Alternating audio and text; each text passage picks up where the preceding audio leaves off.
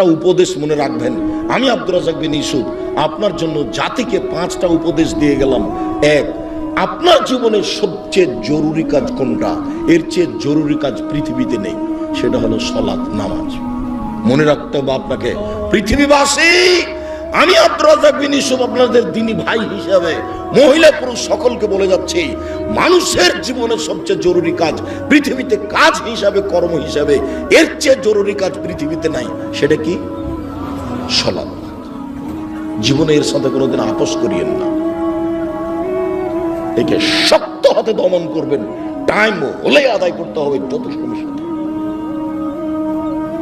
কোনো দিন 5 মিনিটের জন্য এর সাথে আপোষ করবেন না। এর চেয়ে জরুরি কাজ পৃথিবীতে নেই। 2, দ্বিতীয় পৃথিবীতে জরুরি কাজ হালাল রুজি। আপনাকে আমি ব্যাংকে লোন নিয়ে ব্যবসা করতে বলিনি, কোনোদিন বলিনি। চকলেট দিয়ে ব্যবসা করতে বলেছি, তাহলে লোন নেওয়া লাগবে না। চকলেট দিয়ে যদি আমি ব্যবসা করি তো লোন নেওয়া লাগবে না। লোন এত খারাপ, লোন এত খারাপ, লোন এত খারাপ যে লোন যেন আমি না করি, এই জন্য আল্লাহর নবী দিন রাত পরিত্রাণ চাইতেন। সালাম ফিরার পূর্বে এমন কোনোদিন জীবনে একটা দিন ঘটেনি যে এই দোয়া বলেননি। দোয়ার শেষ বাক্যটা হচ্ছে আল্লাহুম্মা ইন্নী আউযু বিকা মিনাল মা'সামি ওয়াল মাগরাম। তোমার কাছে বাঁচতে চাই বড় পাপ হতে, তোমার কাছে বাঁচতে চাই ঋণ কর্জ হতে, তোমার কাছে বাঁচতে চাই বড় পাপ হতে, তোমার কাছে বাঁচতে চাই ঋণ কর্জ হতে, তোমার কাছে বাঁচতে চাই বড় পাপ হতে, তোমার কাছে বাঁচতে চাই ঋণ কর্জ হতে। এই বাক্যটা না বলে তিনি কোনোদিন সালাম ফিরেননি। এ কথা আয়েশা রাদিয়াল্লাহু তাআলা আনহা বলেন, হাদিস বুখারী মুসলিম। আর আপনি ব্যাংকে চাকরি করেন, এটাই খারাপ। আবার আপনি 30 লাখ টাকা লোন নিয়ে বাড়ি করলেন, ছেলে মেয়ের জন্য রেখে চলে গেলেন, আর জাহান্নামার যা মরার সাথে সাথে আপনাকে কবরে গুতাইতে লাগলো। আপনি একটু কিছু বুঝলেন না, হুঁচলার মতো দিন কাটাচ্ছেন। চাপানে ওদের ভাষাতে যে বুদ্ধি দিয়ে কাজ করেন ওকে বলে হুঁচলা, মোটা বুদ্ধি। একটু বিবেচনা করতে হবে না? এমনি তো বোকামির পরিচয় দিয়ে ব্যাংকে চাকরি করতে গেছেন। আমি তো বলেছি এই বাংলাদেশের মাটিতে এমন কোন ব্যাংকিং ব্যবস্থা নেই, এমন কোন ব্যাংক নেই যেখানে চাকরি যায়। দেখি কোন মায়ের বেটা প্রমাণ করতে পারে। ব্যাংকে টাকা রাখা আর ব্যাংকে চাকরি করা দুটো এক নয়। সম্মানিত দিনী ভাই বোন, মানুষের জীবনে সবচেয়ে জরুরি কাজ হালাল রুজি।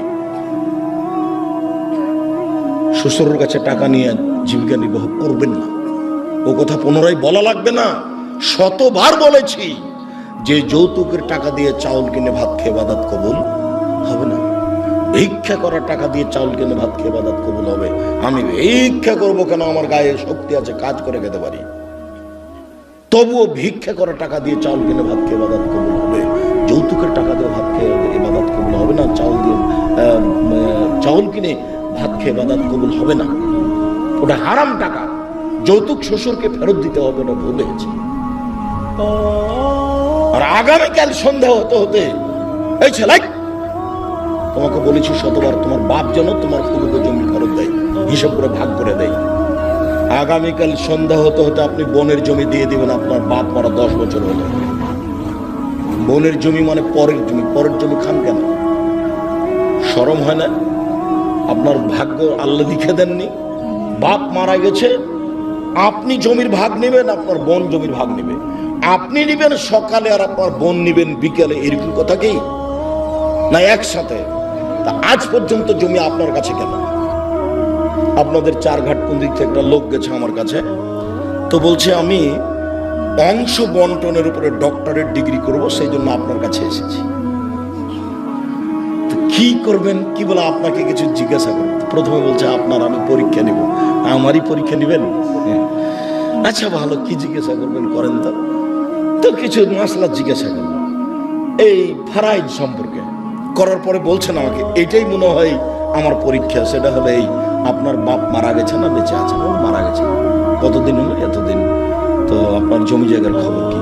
তা বললাম যে আমার বাপকে মাটি দিয়ে এসে আগে জমি ভাগ করেছি, তারপরে খাওয়া দাওয়া। খাওয়ার আমরা আগে খাইনি, আগে জমি ভাগ করেছি তারপরে খাওয়া। যদিও জমি আমি একটু চিনি, আমার ছোট ভাই চিনি না। আমরা কোনোদিন জমিতেই যাইনি। আমার আব্বা একজন ছোট কৃষক ছিলেন, 20-25 বিঘা জমি রাখতেন। যখন পশ্চিমে থাকতাম তখন বলতো ধান বিক্রি এত টাকা, কালাই বিক্রি এত টাকা, সরিষা বিক্রি এত টাকা, পেঁয়াজ বিক্রি এত টাকা, মোট 1000 টাকা পাঠালাম। তখন আমি ভাবতাম যে আমার আব্বাকে 1000 টাকা সংগ্রহ করতে অনেক পরিশ্রম করতে হয়েছে। ওই কথা আমার এখনো দিনের মতো মনে পড়ে। আমার আব্বা আমাকে বলতেন যে আমি যতদিন বেঁচে আছি ততদিন তোমাকে জমিতে যেতে হবে না, কোনো কাজ করতে হবে না, যদি কাজ করে খেতে হয় তাহলে আমার মরার পরে। আমার এই বাপের আমার এই বাক্যটা আমি ভুলতে পারি না, যে তোমরা যদি কাজ করে খাওয়াই লাগে তা আমার পরে খাও, আমি যতদিন আছি তোমরা ততদিন এই জমি জায়গাতে যায় না। শুকরিয়া, জাযাকুমুল্লাহ খাইর। যেটা বলছিলাম হালাল রুজি, 3 কোরআন তেলাওয়াত, 24 ঘন্টায় একবার কোরআন মাজিদ তেলাওয়াত করবেনই, করতেই হবে, নাহলে কোরআন বিপক্ষে চলে যাবে। বেশি না পড়লেও কি বলেছি সূরা ইখলাস 3 বার পড়েন, একবার কোরআন মাজিদ পড়ার সময় নাকি হয়। কেন পড়েন? আজকে বলেন তো যে আমি পড়েছি, বলেন এই ছেলে তুমি লাভ দিয়ে বলো যে আমি পড়েছি, একটু হিসাব হয় না কেন? কেন পড়তে পারেন না? কেন পড়তে পারেন না? কি আছে সমস্যা যে পড়তে পারেন না? কেন পড়বেন না? সূরা ইখলাসটা আপনি 3 বার কেন পড়বেন না? নিজেকে মানুষ মনে করেন না? নিজেকে গরু ছাগল মনে করেন? বুঝেও বুঝে না ওরা চক্ষু, বুঝেও বুঝে না ওরা অন্তর আছে বুঝে না, দেখেও দেখে না ওরা চক্ষু আছে দেখে না, শোনেও শোনে না ওরা কান আছে শোনে না। উলায়েকা কাল আনাম, তারা পশু প্রাণীর মতো, তারা গরু ছাগলের মতো, তারা কুকুর শ্রীগেলের মতো, বাল হাজাল বরং তার চেয়ে খারাপ। নিজেকে গরু ছাগল মনে করেন, পশু প্রাণী মনে করেন? কেন আপনি পড়েননি কোরআন মাজিদ আজকে? অন্তত সূরা ইখলাসটা কেন পড়েননি? এটা হলো 4 নম্বর। 1 সালাত, 2 রুজি, 3 কোরআন তেলাওয়াত, 4 দুইজন যেখানে বসে আছে সেখানে বসবেন না। ওখানে বসে আর একজনের বদনাম করছিল, আপনি গিয়ে যদি বলেন হ্যাঁ ঠিক বলেছিস আসলেও খারাপ, এখন কি হবে? তাহাজ্জুদ সারা জীবনে যা পড়েছেন ওইটা যদি এক পাল্লায় দেওয়া হয়, আর ঠিক বলেছিস আসলেও খারাপ এই বাক্য যদি এক পাল্লাতে দেওয়া হয়, পুরো জীবনের তাহাজ্জুদ হারিয়ে যাবে। আপনি বলতে পারেন, বুঝতে পারেন ল্যাংটা মেয়েকে দেখছি আর গল্প জমাচ্ছি, এটা কত বড় খারাপ, আর মানুষের বদনাম কানে শুনছি, এটা কত বড় খারাপ, আপনাকে আমি বুঝাতে পারি না। 4 জন যেখানে, 2 জন যেখানে বসে আছে সেখানে বসবেন না। 5 ছেলে মেয়ে স্ত্রীর উপরে হন কঠোর, খুব কঠোর, চোখ যেভাবে ঘুরে বউ সেভাবে চলে, তার নাম ক্ষমতা। আহাল পরিবারের উপরে খুব কঠোর হতে হবে, শক্ত হাতে পরিবারকে দমন করতে হবে, নইলে তাহাজ্জুদে আপনি টিকতে পারবেন না। শেষে দেখা যায় বেটির কারণে বউয়ের কারণে জাহান্নাম হয়ে গেছে। শতদিন বলেছি, আল্লাহ নবী বলছেন 3 শ্রেণীর মানুষ জাহান্নামে যাবে। তার 1 শ্রেণীর মানুষ হচ্ছে মধুমিনুল খামর, যারা নিয়মিত বিড়ি তামাক জর্দা সিগারেট গুল নেশাদার দ্রব্য খায় পান করে, তারা জাহান্নামে যাবে। একটা ছেলে বলছে, আব্দুর রাজাক সাহেব আপনি যে বিড়ি সিগারেট সব সময় বলেন, তো বিড়ি সিগারেট হারাম তার দলিল কোথায়? তো দলিল সরাসরি আছে, আল্লাহ রাসূল বলছেন মাসকারা কাসিরহু ফাকালিলুহু হারাম। যেই জিনিসটা বেশি খেলে বিবেকের ক্ষতি হবে, তার কম, তার একটা কণাও হারাম। তো তাহলে তোমার 50 বেড়ি, হাফ কেজি বেড়ির মশলা খুলে একজনকে খাওয়াইয়া দাও তো দেখি। হাফ কেজি জর্দা তুমি একজনকে খাওয়াইয়া দাও, তার বিবেকের ক্ষতি হয় কিনা? 10 কেজি খাওয়াইয়া দিলে যদি বিবেকের ক্ষতি হয়, তাহলে তার একটা কণাও হারাম। আল্লাহ রাসূল বলেছেন, এক বাক্য বলেছেন এমন ভাবে কিয়ামত পর্যন্ত সারা পৃথিবীর সব জায়গাতে চলবে। কাজেই হালাল রুজি খাবেন, আর জরুরি প্রয়োজন ছাড়া কোথাও বসবেন না, আর পরিবারের উপরে খুব শক্ত, খুব কঠোর হতে হবে। সম্মানিত দিনী ভাই বোন, এই 5টা উপদেশ থাকছে। বলছিলাম আমার দিনী বোনদের ব্যাপারে একটু অনুরোধ জানাচ্ছি। দেখুন, 4টা কাজ করতে পারলে আপনার জন্য জান্নাতের সব দরজা খোলা। আপনি 4টা কাজ করেন, জান্নাতের যে কোনো দরজাতে যেতে পারবেন। আমি বলিনি এই কথা মুহাম্মদ সাল্লাল্লাহু আলাইহি সাল্লাম বলেন। 1 সালাত খামসাহা, 5 ওয়াক্ত সালাত আদায় করুন। এই ছেলে, তোমরা ওখানে ভাবে দাঁড়িয়ে কেন? বসো। দিনী ভাই বোন, আমি আপনাদেরকে অনুরোধ করছি, আপনারা দয়া করে দোকানপাটে কেউ থাকিয়েন না, রাস্তাঘাটে চলাচল করিয়েন না, এখন কোনো কাজ করার প্রয়োজন মনে করেন না। আপনার আমি কিছু না কিছু উপকার করব ইনশাআল্লাহ। আপনিও যেমন কষ্ট করে এসেছেন, আমিও তেমন কষ্ট করে গেছেছি।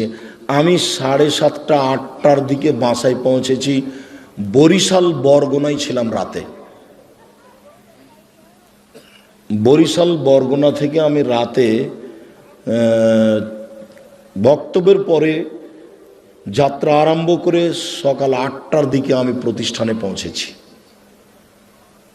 এটা নিয়ে আমার কোনো খেয়ালই ছিল না। এশার সালাতের পরে অবগত হয়ে আমি আসলাম। আমি কষ্ট করে এখানে এসেছি, আপনি চায়ের স্টলে বসে থাকবেন? আপনাকে আমি মানুষ মনে করব? কেন আপনাকে আমি মানুষ মনে করব? আল্লাহ আপনাকে পশু প্রাণী বলছেন, আমি কেন বলবো? আপনি পশু প্রাণীর মতো। পশু প্রাণীর মতো না হলে আমি দিনের কথা বলছি, আপনি ওখানে বসে থাকবেন কেন? সম্মানিত দিনী বোন, এইদিকে শোনেন। এই মেয়ে, এই শোনো। 1 5 ওয়াক্ত সালাত, 2 সমাত শাহরাহা, রমজান মাসে রোজা সেম, 3 আতাত বালাহা, স্বামীকে মেনে চলা, তিতা লাগলেও মিঠা লাগলেও মেনে চলতে হবে, 4 জেনায় লিপ্ত না হওয়া। এই 4টে কাজ করবেন, জান্নাতের সব দরজা খোলা। 4 নাম্বার জেনা। জেনা যদি হয়ে গিয়ে থাকে তাহলে এখন থেকে কান্নাকাটি করেন। যদি আপনি খালেস অন্তরে কান্নাকাটি করতে পারেন দিন রাত, তাহলে আল্লাহ জেনার পাপটাকে নেকি দিয়ে পূর্ণ করে দিবেন। আর আল্লাহ ওয়াদা করেছেন আপনার সাথে, অনাহা নাফসা আনিল হাওয়া ফাইনাল জান্নাতা হিয়াল মাওয়া। পৃথিবীবাসী মনে রেখো, আল্লাহ তাআলা বলছেন, পৃথিবীবাসী মনে রেখো, তোমরা যদি অশ্লীল কাজ থেকে নিজেকে বিরত রাখতে পারো, আমি আল্লাহ তোমাকে জান্নাতুল মাওয়া দিয়ে দিলাম। ওটা তো আল্লাহর ওয়াদা। আপনি অশ্লীল কাজ বন্ধ করেন, জান্নাতুল মাওয়া আপনার জন্য প্রস্তুত আছে। এটা মানুষে বলেননি, এটা নবী বলেননি, এটা সরাসরি আল্লাহ বলছে।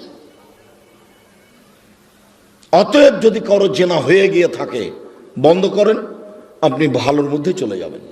স্বামীর সাথে ভালোভাবেই চলতে হবে। আপনার স্বামী আপনাকে গালি দেয়, এ কথাই ঠিক। আপনার স্বামী আপনাকে মারে, এ কথাই ঠিক। আপনার স্বামীর মুখ খারাপ, এ কথাই ঠিক। এর পরেও কোনো উত্তর না করে পাথর হয়ে এই সংসার করেন, এটাই আমার পরামর্শ। আমি আপনার দিনী ভাই হিসেবে আপনাকে আমি পরামর্শ দিচ্ছি, যেহেতু 2-1টা ছেলে মেয়ে হয়ে গেছে, আপনি এই সংসার করেন, ওর সাথে কথা বলেন। সপ্তাহ সপ্তাহ কথা বলেন না, রান্না বান্না করে ছেলের হাতে মেয়ের হাতে দিয়ে পাঠান। আর 1 গিলাস পানি চাইলে সামনে গিলাসটা রেখে ঠ্যাক্কস করে রেখে দুদিকে হেঁটে চলে যান। এভাবে সংসার করলে আল্লাহ অসন্তুষ্ট থাকবেন, পরকাল জাহান্নাম হয়ে যাবে। এই সংসার করতে হবে না। আমার কথা আপনি মেনে চলেন, কষ্ট হোক, মুখ বন্ধ করেন, প্রতিবাদ করিয়েন না, তার সাথে মিশে চলেন, তার পায়ের নিচে দুনিয়া শেষ করে দেন, তাকেই ভালোবেসে দুনিয়া শেষ করে দেন, আপনার জন্য ভালো হবে, জান্নাত হবে। শেষ পর্যন্ত যদি বুঝেন যে সংসার হবেই না, তাহলে এভাবে ঝুলন্ত থাকতে হবে না, আপনি খোলা করে নেন। যে কোনো মহিলা যে কোনো স্বামীর সাথে খোলা করতে পারে, যে আপনার সাথে থাকবো না, চেয়ারম্যান সাহেবরা ঠিক করে দেন, কাজী সাহেব ঠিক করে দেন, আমাকে একটা খোলা তালাক লিখে দেন, আমি আমার স্বামীর ভাত খাবো না। আপনি করেন, 1 মাস পরে অন্য জায়গাতে বিবাহ বসেন, কিন্তু ঝুলন্ত অবস্থায় এভাবে থাকিয়েন না। মাস মাস বছর বছর স্বামীর সাথে কথা বলবেন না, এটা ঠিক নয়। কষ্ট করে, গালি সহ্য করে, মায়ের সহ্য করে আপনি চুপচাপ থেকে সংসার মেনে নেন, আপনার জন্য ভালো হবে। যদি শেষ পর্যন্ত বুঝেন যে হবেই না, তাহলে 7 দিন পার করতে হবে না, সংসার বাদ দেন। 4টা কাজ করেন, জান্নাতের সব দরজা খোলা আপনার জন্য। আপাতত কথা শেষ, আপনি আমার দিনী বোন। 1 5 ওয়াক্ত সালাত, 2 রমজান মাসে রোজা, 3 স্বামীকে মেনে চলা, 4 জেনায় লিপ্ত না হওয়া। জেনা যদি ঘটেই থাকে তাহলে মরা পর্যন্ত কান্নাকাটি করেন, যা পাপ হয়েছে সেটা আল্লাহ নেকি দিয়ে পূর্ণ করে দিবেন ইনশাআল্লাহ। এবার আপনাদের সাথে একটু জরুরি কথা, যেটা আল্লাহ রাসূল বলেছেন, স্বামী হিসাবে, বাপ হিসাবে জরুরি কথা হচ্ছে, 1 যে মানের আপনি খাচ্ছেন বউকে স্ত্রীকে সেমানের খাওয়াবেন। 2, যে মানের কাপড় আপনি পরছেন বউকে স্ত্রীকে সেমানের পরাবেন। 3, কখনো কটু কথা বলবেন না। স্ত্রীকে কটু কথা বলা নিষেধ, গালি দেওয়া নিষেধ, নিন্দা করা নিষেধ। শ্বশুর শাশুড়ির ব্যাপারে মন্তব্য ভুলেও কোনোদিন ঘুমের ঘরেও করবেন না। শ্বশুর শাশুড়ির বিরুদ্ধে কোনোদিন কথা বলবেন না। স্ত্রীকে কখনো কটু কথা বলবেন না। বলবেন না ভুলে যে তোমার রংটা কালো, বলবেন না ভুলে যে তোমার ঠোঁটটা মোটা। একবার যদি ঠোঁট মোটা বলেন 10 বছর আপনাকে ভালোবাসবে না। ওরা হচ্ছে কম বুদ্ধির প্রশংসা প্রিয় মানুষ, সব সময় প্রশংসা করেন, তুমি খুব ভালো, তুমি খুব ভালো, তোমার মতো কোনো মেয়ে দেখি না, সারা রাত পাঁটি বেঁধবে। তার কাছে সেবা নেওয়ার চেষ্টা করেন, কটু কথা বলিয়েন না। 4, মুখের উপরে মারবেন না, কোনো সময় না, মুখের উপরে মারবেন না। গালে থাপ্পড় মারবেন না, আল্লাহর নবী নিষেধ করেছেন কঠিনভাবে। 5, ওলা তাত্র খাইল্লা ফিল বাইতে, নিজের বাড়ি ছাড়া কোথাও থাকতে দিবেন না। যেতেই পাবে না খালার বাড়ি, ফুফুর বাড়ি, মায়ের বাড়ি, নানির বাড়ি, কোনো বাড়ি যেতে পাবে না। বিবাহের বাড়ি তো অসম্ভব হতেই পারে না। দাওয়াত দিয়েছে আপনি যাবেন, আপনার ছেলে যাবে, আপনার বউ যাবে কেন? বিবাহের বাড়িতে গেলে স্বামীর সংখ্যা বেশি হয়ে যায়। কমিউনিটি সেন্টারে যাওয়ার কোনো প্রশ্নই আসে না, বাজারের তো কোনো প্রশ্নই আসে না। পুরুষের পরিচয় দিবেন, কই আমরা তো কোনোদিন বাজারে যাই না, আমরা তো বেঁচে আছি দুনিয়াতে। আমাদের আহাল পরিবারের তো কোনো সময় বাজারে যায় না, আমরা তো আছি দুনিয়াতে বেঁচে। আপনার বউ কেন বাজারে যাবে? কেন? কাপুরুষ আপনি? বেটা মরে গেছে, স্বামী মরে গেছে, আপনি মারা গেছেন, আপনার ছেলে মারা গেছে, কেন আপনার বউ বাজারে যাবে? নিজেকে পুরুষ মনে করেন না? এই 5টা জিম্মেদারি পালন করবেন। 5ম নম্বরটা খুবই শক্ত। এটাই ছিল 5টা উপদেশের শেষ। স্ত্রী পরিবারের উপর কঠোর হতে হবে, আপনার কথাই চলবে এই বাড়িতে। তাকে কোনোদিন কাপড় কিনতে দিবেন না যতদিন পর্যন্ত না বুঝেছে যে আপনি মোটা কাপড় কিনলো আমার কাছে মিঠে, চিকন কাপড় কিনলো আমার কাছে মিঠে। যতক্ষণ পর্যন্ত আপনার স্ত্রী এইটা না বুঝেছে ততক্ষণ পর্যন্ত সংসারে শান্তি আসবে না। আপনার প্রত্যেকটা কাজের উপরে তাকে খুশি থাকতে হবে যে আপনারটা ভালো, আমার ভালো। আমি নিজে থেকে বাজার করতে যাব, আমি কাপড়টাতে হাত দিয়ে দেখবো যে চিকন নয়, তখন এভাবে ছুঁড়ে মারবো, এই সংসার ভালো হবে না।